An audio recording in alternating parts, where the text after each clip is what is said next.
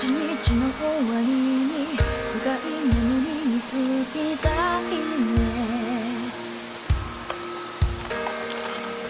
今日の嫌なことは夢が食べてくれるように、それでも大切なことさえも運命ってさよなら抱きしめたつもりの正しさ溶け出し手のひらこぼれた未来なんて見たくないのに、その先明かりを持って待ってる人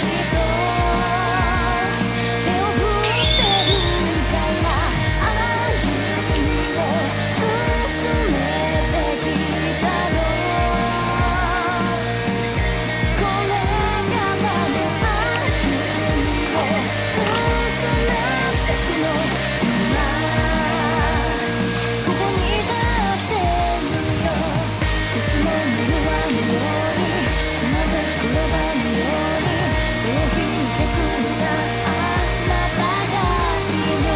いつも夢はのようにつまずく転ばぬように今度は手を引いて導けるように、言葉になりたいと初めて思えたんだ。守る強さが欲しいと願ったもしも叶うならば優しい日々を君にあなたが託した未来を君に。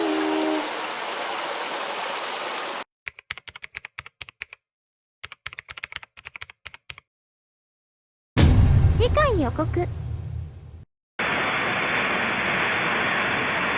私の歴史に